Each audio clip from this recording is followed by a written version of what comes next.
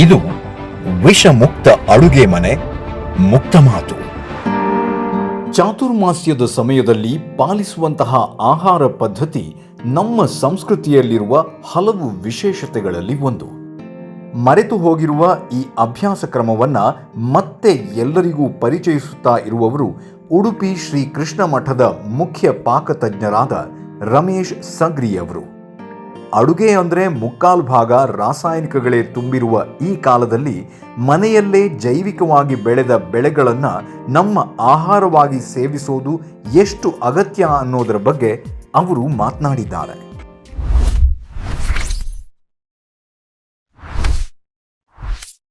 ನಮಸ್ಕಾರ, ಇದು ವಿಷಮುಕ್ತ ಅಡುಗೆ ಮುಕ್ತ ಮಾತು ಸರಣಿ ಕಾರ್ಯಕ್ರಮ. ನಮ್ಮ ಜೊತೆ ಇವತ್ತಿನ ಕಾರ್ಯಕ್ರಮದಲ್ಲಿ ಒಬ್ಬ ವಿಶೇಷ ಅತಿಥಿ ಇದ್ದಾರೆ. ನಾನು ಬಡಕಿಲ ಪ್ರದೀಪ್. ಹಾಗೂ ಇವತ್ತಿನ ಅತಿಥಿಯ ವಿಶೇಷ ಏನು ಅಂತಂದರೆ, ಇವರೊಬ್ಬ ಪಾಕಶಾಸ್ತ್ರಜ್ಞರು. ಇವರು ಕಳೆದ ಹಲವಾರು ವರ್ಷಗಳಿಂದ ತಮ್ಮ ಅಡುಗೆಯ ಮೂಲಕ ಉಡುಪಿಯ ಸುತ್ತಮುತ್ತಲಿನ ಸಹಸ್ರಾರು ಮಂದಿಯ ಹೊಟ್ಟೆಯನ್ನು ತಣಿಸಿದವರು. ಅಷ್ಟೇ ಅಲ್ಲ, ಇವರು ತಲೆಮಾರುಗಳಿಂದನೇ ಈ ಒಂದು ವಿದ್ಯೆಯನ್ನು ಕಲಿತುಕೊಂಡು ಬಂದಿರುವಂಥದ್ದು. ಹಾಗಂತ ನಾವು ತುಂಬ ಜನ ಅಡುಗೆ ಮಾಡುವವರನ್ನು ನೋಡಿರ್ತೀವಿ. ಇವರ ವಿಶೇಷತೆ ಏನು ಅಂತಂದರೆ, ಇವರು ಉಡುಪಿಯ ಶ್ರೀಕೃಷ್ಣ ಮಠದ ಮುಖ್ಯ ಪಾಕ ಪ್ರವೀಣರು. ಅವರು ನೀವೆಲ್ಲ ಉಡುಪಿಗೆ ಬಂದರೆ ಅಲ್ಲಿ ನಿಮಗೆ ಸಿಗುವಂತಹ ಭೋಜನದ ವ್ಯವಸ್ಥೆ ಇವರ ಮೂಲಕವೇ ನಡೀತದೆ. ಅದಕ್ಕಿಂತ ಮುಖ್ಯವಾಗಿ ಈ ಚಾತುರ್ಮಾಸ್ಯದ ಸಂದರ್ಭದಲ್ಲಿ ವಿಶೇಷವಾದಂತಹ ಒಂದು ಆಹಾರ ವ್ಯವಸ್ಥೆ, ಆಹಾರ ಪದ್ಧತಿ ನಮ್ಮ ಸಂಸ್ಕೃತಿಯಲ್ಲಿ ಅಡಕವಾಗಿದೆ. ಅದನ್ನು ಎಲ್ರಿಗೂ ಕೂಡ ಮತ್ತೆ ಅದರ ಅಭ್ಯಾಸ ಆಗಬೇಕು ಅಂತ ಹೇಳಿಕೊಂಡು ಮಠದಲ್ಲಿ ಎಲ್ಲರಿಗೂ ಕೂಡ ಅದರ ವ್ಯವಸ್ಥೆಯನ್ನು ಮಾಡಲಾಗಿದೆ. ಅದನ್ನು ಕೂಡ ಇವರೇ ಎಲ್ಲರಿಗೂ ಕೂಡ ಉಣಬಡಿಸ್ತಾ ಇರೋರು. ಸೊ ರಮೇಶ್ ಸಗ್ರಿ ಅವರನ್ನು ನಮ್ಮ ಇಂದಿನ ಕಾರ್ಯಕ್ರಮಕ್ಕೆ ಸ್ವಾಗತ ಮಾಡೋಣ. ನಮಸ್ತೆ. ನಮ್ಮ ಕಾನ್ಸೆಪ್ಟ್ ಏನು ಅಂತಂದರೆ, ವಿಷಮುಕ್ತ ಅಡುಗೆ ಮನೆ ಪ್ರತಿಯೊಂದು ಮನೆಯಲ್ಲೂ ಕೂಡ ಇರಬೇಕು ಅನ್ನುವಂಥದ್ದು. ಅದನ್ನು ಹಿನ್ನೆಲೆಯಲ್ಲೇ ಇಟ್ಟುಕೊಂಡು ಈಗ ನಾವು ಚಾತುರ್ಮಾಸ್ಯದ ಒಂದು ಆಹಾರ ಪದ್ಧತಿಯ ಬಗ್ಗೆ ಮಾತಾಡೋದಾದರೆ, ಇದು ನಮ್ಮ ಪರಂಪರೆಯಲ್ಲಿ ಇದ್ದಂಥದ್ದು. ಆದರೆ ನಮಗೆಲ್ಲರಿಗೂ ಕೂಡ ಅದು ಗೊತ್ತಿಲ್ಲ ಅನ್ನೋ ಪರಿಸ್ಥಿತಿ ಆಗಿಬಿಟ್ಟಿದೆ. ಅದನ್ನು ಆ್ಯಕ್ಚುಲಿ ನಾವೆಲ್ಲರೂ ಕೂಡ ಬಳಕೆಯಲ್ಲಿ ತರಬೇಕು, ನಮ್ಮಲ್ಲಿ ಇರಬೇಕು. ಇದು ಹೇಗೆ 4 ತಿಂಗಳ ಆಹಾರ ಪದ್ಧತಿ ಹೇಗೆ, ಏನು ಅದರ ವಿಶೇಷ, ಏನು ತಿನ್ನಬೇಕು ಅಂತಿದೆ, ತಿನ್ನಬಾರದು ಅಂತಿದೆ? ಶುರುವಿನ ತಿಂಗಳು ಶಾಖವ್ರತ. ಅದರಲ್ಲಿ ಖಾಲಿ ಬೇಳೆಗಳು ಹೇಳಿದರೆ ತೊಗರಿಬೇಳೆ, ಕಡಲೆಬೇಳೆ ಬರುವುದಿಲ್ಲ. ಉದ್ದಿನ ಬೇಳೆ, ಹೆಸರು ಬೇಳೆ, ಹೆಸರು ಕಾಳು ಮತ್ತು ಗೋಧಿ ಇಂಥದ್ದೆಲ್ಲ ಬರೋದು. ಮತ್ತು ತರಕಾರಿ ಯಾವುದು ಬರೋದಿಲ್ಲ. ಯಾವುದು ಬಳಸಬಾರ್ದು? ತರಕಾರಿ ಯಾವುದು ಬಳಸಲಿಕ್ಕಿಲ್ಲ. ತಿಮರೆ ಮತ್ತು ಪನ್ನಂಗಣಿ ಹೇಳಿ 2 ಸೊಪ್ಪು ಮಾತ್ರ ಸಿಗುದು. ಅದು ಈಗ ಮಳೆಗಾಲ ಕಾಲಕ್ಕೆ ತಕ್ಕ ಹಾಗೆ. ಹೌದು, ಮೊದಲ ತಿಂಗಳು ಅಂದ್ರೆ ಯಾವ ಸಂದರ್ಭದಲ್ಲಿ ಬರ್ತದೆ? ಈಗ ಬರ್ತದೆ, ಜುಲೈ ಆಗಸ್ಟ್ ಅಲ್ಲಿ ಬರ್ತದೆ. ಓಕೆ. ಆಷಾಢ ಏಕಾದಶಿಯಿಂದ ಇದು ಶ್ರಾವಣ ಏಕಾದಶಿ ತನಕ 1 ತಿಂಗಳು. ಓಕೆ. ಅದರಲ್ಲಿ ಈಗ ಮಳೆ ಜೋರು ಬರೋದ್ರಿಂದ ಶೀತ, ಕಫ, ಕೆಮ್ಮ ಎಲ್ಲ ಶುರುವಾಗ್ತದೆ. ಅದರಿಂದ ನೀವು ತರಕಾರಿ ಎಲ್ಲ ನೀರಲ್ಲಿ ಬೆಳೆದದ್ದು ತಿಂದರೆ ಎಲ್ಲ ಶೀತ, ಜ್ವರ ಎಲ್ಲ ಶುರುವಾಗ್ತದೆ. ಇದ್ದದ್ದು ಜಾಸ್ತಿ ಆಗ್ತದೆ. ಅದಕ್ಕೋಸ್ಕರ ಇದು ಮಾಡಿದವರು ಭಾಗಶಃ ಮಾಡಿರ್ಬೇಕು ಹಿಂದಿನವರು. ತಿಳಿದೇ ಮಾಡಿರಬಹುದು ಅನ್ನೋದು ಅದು ಸ್ಪಷ್ಟ ಆಗ್ತದೆ. ಹೌದು. ಇದಕ್ಕೆ ಕೆಂಪು ಮೆಣಸು ಯೂಸ್ ಮಾಡಲಿಕ್ಕಿಲ್ಲ, ಹಸಿಮೆಣಸು ಯೂಸ್ ಮಾಡಲಿಕ್ಕಿಲ್ಲ, ಹುಳಿ ಯೂಸ್ ಮಾಡಲಿಕ್ಕಿಲ್ಲ, ಶುಂಠಿ ಯೂಸ್ ಮಾಡಲಿಕ್ಕಿಲ್ಲ, ಲಿಂಬೆಹಣ್ಣು ಯಾವುದೂ ಆಗೋದಿಲ್ಲ ಇದಕ್ಕೆ. ಮತ್ತೆ ಆ ಸಂದರ್ಭದಲ್ಲಿ ಖಾರ, ಸಿಹಿ ಎಲ್ಲ ಹೇಗೆ? ಖಾರಕ್ಕೆ ಕಾಳುಮೆಣಸು, ಅದು ಶಾಖ ಕೊಡ್ತದೆ ದೇಹದ ಒಳಗಿಂದ. ನಿಮಗೆ ಶೀತ ಆಗಲಿ, ಕೆಮ್ಮಾಗಲಿಕ್ಕೆ ಬಿಡುವುದಿಲ್ಲ. ಆಮೇಲೆ ಜೀರಿಗೆ, ಹೆಸರು ಬೇಳೆ, ಆ ಹೀಟನ್ನು ಕಂಟ್ರೋಲ್ ಮಾಡಲಿಕ್ಕೆ, ಬ್ಯಾಲೆನ್ಸ್ ಮಾಡಲಿಕ್ಕೆ ಹೆಸರು ಬೇಳೆ, ಹೆಸರು ಕಾಳು. ಮತ್ತು ಅದು ಪ್ರಾಯಶಃ ಯಾಕೆ ಹೇಳಿದರೆ, ಆ ಏರಿಯಾ ವಾಯ್ಸ್, ಆ ಏರಿಯಾ ಇದರಿಂದ ಅಲ್ಲಿ ಏನು ಬೆಳೀತದೆ ಅಂದರೆ, ಮೊದಲೆಲ್ಲ ತುಂಬ ಹೋಗ್ಲಿಕ್ಕೆಲ್ಲ ಆಗೋದಿಲ್ಲ. ಜೋರು ಮಳೆ 1 ತಿಂಗಳು ಮಳೆ ನಿರಂತರ. ಅದರಿಂದ ಎಲ್ಲ ಈ ಬಸ್ಸು ಗಿಸ್ಸು ಯಾವುದೂ ಇಲ್ಲ.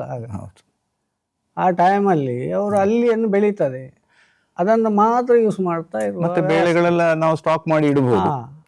ಮತ್ತೆ ಇದೆಲ್ಲ ಯೂಸ್ ಅಲ್ಲೇ ಹಿತ್ತಲಲ್ಲಿ ಸಿಗುವಂತದ್ದು ತಿಮರೆ ಇರಬಹುದು, ಬೇರೆ ಸೊಪ್ಪು. ಬನ್ನಂಗಣಿ ಎಲ್ಲ ಗದ್ದೆಯಲ್ಲೆಲ್ಲ ಸಿಗ್ತದೆ. ಹ್ಮ್ ಅಂತ ವ್ಯವಸ್ಥೆಯಲ್ಲಿ ಮಾಡಿದ್ದು ಕಾಣಬೇಕು ಮೊದಲಿನವರು. ಆರೋಗ್ಯ ದೃಷ್ಟಿಯಿಂದ ಸಹ ಅದು ಒಳ್ಳೆಯದು. ಹೌದು, ಅದೇ ನಾವು ಅದನ್ನ ಸ್ವಲ್ಪ ಯೋಚಿಸಿದ್ರೆ ಹೌದು ಅಂತ ಅನಿಸ್ತದೆ. ಅದಕ್ಕೆ ಮತ್ತೆ ಹುಳಿ ಆಗ್ಲಿಕ್ಕಿಲ್ಲ, ಅದಕ್ಕೆ ಮಾವಿನ ಹುಳಿ. ಮೊದಲು ಮಳೆ ಬೇಸಿಗೆಯಲ್ಲಿ ಅದನ್ನು ಒಣಗಿಸಿ, ಅಂದ್ರೆ ಯಾವ್ದನ್ನ? ಮಾವಿನಕಾಯಿಯನ್ನ ಒಣಗಿಸಿ ಒಣಗಿಸಿ ಇಡ್ತಾರೆ. ಈಗಲೂ ಅದೇ ನೀವು ಅದೇ ವ್ಯವಸ್ಥೆಯನ್ನ ಈಗ ಮುಂದುವರಿಸ್ತೀವಿ? ಸ್ವಲ್ಪ ಇಡ್ತಾರೆ. ಮತ್ತೆ ಈಗೆಲ್ಲ ಪುಡಿ ಬರ್ತದೆ. ಓಕೆ. ಅದು ಪುಡಿ ಕೆಮಿಕಲ್ ಹೆಚ್ಚಿನ ಅಂಶ, ಹೆಚ್ಚಿನವರು ಒಣಗಿಸಿ ಇಡ್ತಾರೆ.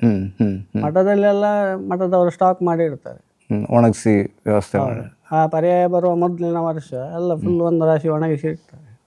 ಓಕೆ. ಅಂದ್ರೆ ತಯಾರಿ ಯಾವಾಗ್ಲಿಂದಾನೇ ನಡೀತಿತ್ತು, ಮೊದಲು ಹಾಗೆ ನಡೀತಿತ್ತು, ಈಗ ಅದನ್ನು ಮುಂದುವರಿಸ್ತಾ ಇದ್ದಾರೆ ಅಂತ. ಇದು ಮೊದಲ ತಿಂಗಳ ವಿಶೇಷ. ಓಕೆ.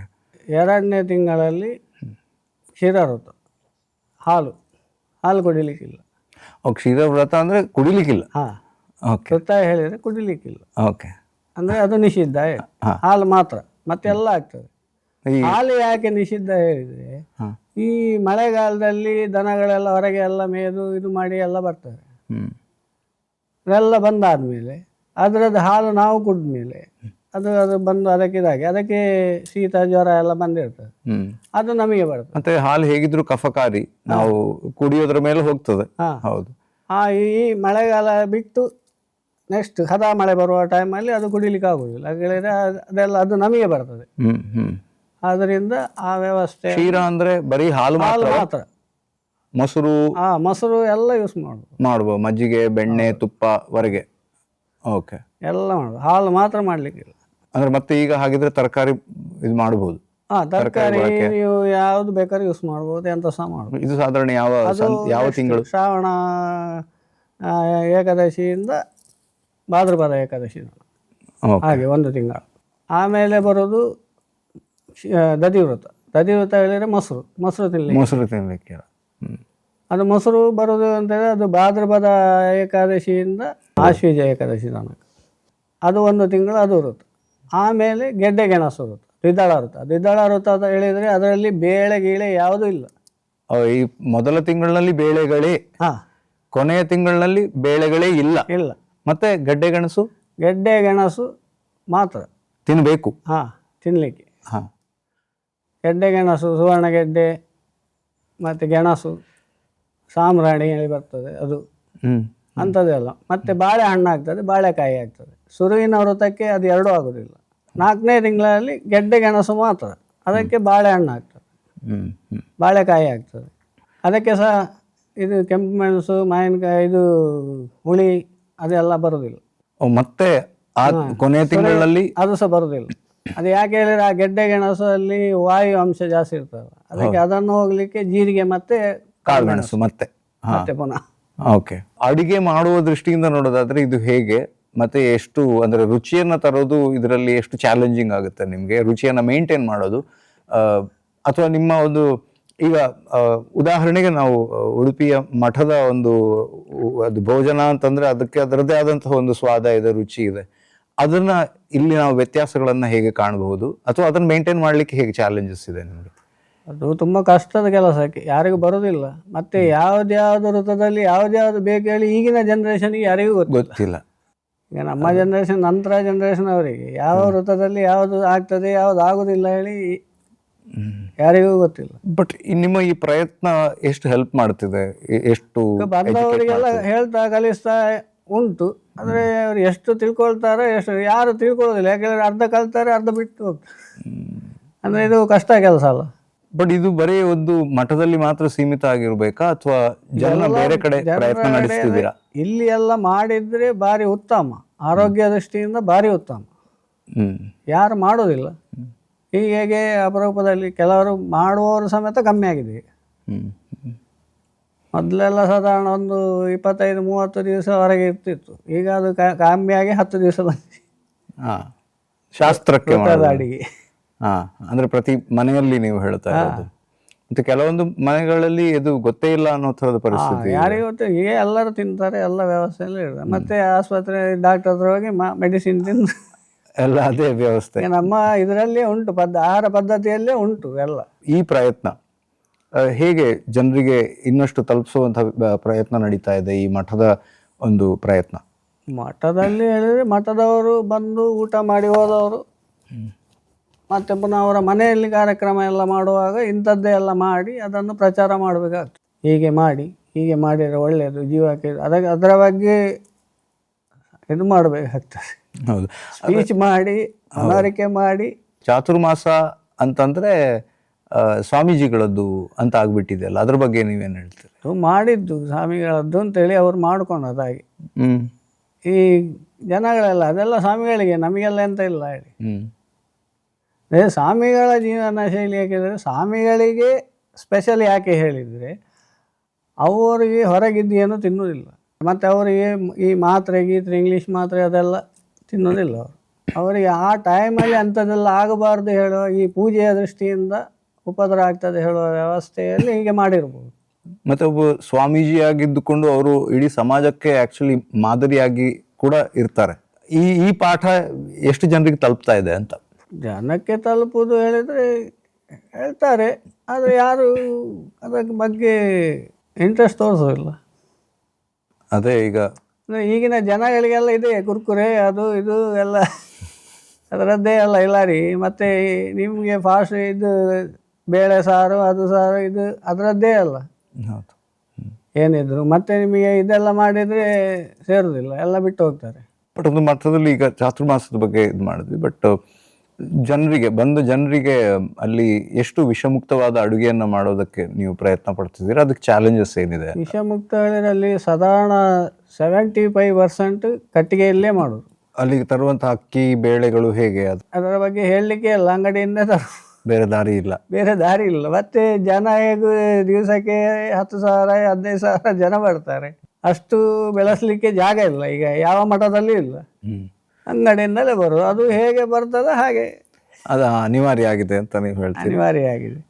ಆದರೂ ಮತ್ತೆ ನಾವು ನಮ್ಮ ಹಿಂದಿನ ಸಂಸ್ಕೃತಿಯನ್ನು ಅಪ್ಕೊಳ್ಬೇಕು, ಆ ಮೂಲಕ ಆಸ್ಪತ್ರೆ ಬಿಲ್ಗಳನ್ನು ಕಮ್ಮಿ ಮಾಡಬೇಕಾದ ಅನಿವಾರ್ಯತೆ ಇದೆ. ಆದಷ್ಟು ಮನೆಯಲ್ಲೇ ಬೆಳೆದ ಇದನ್ನು ಉಪಯೋಗ ಮಾಡಬೇಕು. ಇಂಥದಕ್ಕೆಲ್ಲ ಆದಷ್ಟು ಪ್ರಾಶಸ್ತ್ಯ, ಒಂದು ವಾರಕ್ಕೆ ಒಮ್ಮೆ ಆದರೂ ಮಾಡಿ ಅದರ ರುಚಿ ಕಂಡುಕೊಳ್ಬೇಕು ಅಂತ. ಹೌದು, ಆವಾಗ ಅದು ಮತ್ತೆ ಮತ್ತೆ ಮತ್ತೆ ಅದು ಮಾಡ್ತಾ ಸ್ವಲ್ಪ ಇದಾಗ್ಬೋದು, ಪ್ರವರ್ಧಮಾನಕ್ಕೆ ಬರಬಹುದು ಅಂತ ಹೇಳ್ಕೊಂಡು ಎಲ್ಲರ ಮನೆಯಲ್ಲಿ ಮಾಡಬೇಕು. ಹೌದು, ಅದರ ಅನಿವಾರ್ಯತೆ ಇದೆ. ಮುಂದೆ ನೀವು ಉಡುಪಿಗೆ ಬಂದಾಗ ಉಡುಪಿ ಮಠಕ್ಕೆ ಹೋಗೋದನ್ನು ಮರಿಬೇಡಿ. ಖಂಡಿತ ನೀವೆಲ್ಲರೂ ಕೂಡ ಹೋಗ್ತೀರಾ. ಶ್ರೀಯುತ ರಮೇಶ್ ಸಗ್ರಿ ಅವರ ಕೈ ರುಚಿಯನ್ನು ಅಲ್ಲಿ ಸವಿಯೋದಕ್ಕೂ ಕೂಡ ಮರಿಬೇಡಿ ಅಂತ ಹೇಳ್ತಾ, ಅದು ಚಾತುರ್ಮಾಸದ ಈ ಸಂದರ್ಭದಲ್ಲಿ ಬಂದರೆ ಈ 4 ತಿಂಗಳ ವಿಶೇಷ ಅಡಿಗೆಯನ್ನು ಕೂಡ ಸವಿಯೋದಕ್ಕೆ ಮಿಸ್ ಮಾಡಬೇಡಿ. ಧನ್ಯವಾದಗಳು ನಿಮಗೆ. ಇಲ್ಲಿಗೆ ಈ ಸಂಚಿಕೆಯನ್ನು ಮುಗಿಸೋ ಹೊತ್ತು ನಿಮ್ಮೆಲ್ಲರ ಮನೆಯಲ್ಲೂ ಅಡುಗೆ ಮನೆಯಲ್ಲಿ ಆ ಅಡುಗೆ ಮನೆ ವಿಷಮುಕ್ತವಾಗಿರಲಿ ಅಂತ ಆಶಿಸ್ತಾ ಈ ಸಂಚಿಕೆಯನ್ನು ಇಲ್ಲೇ ಮುಗಿಸ್ತಾ ಇದ್ವಿ. ಮುಂದಿನ ಸಂಚಿಕೆಯಲ್ಲಿ ಸಿಗೋಣ. ನಮಸ್ಕಾರ.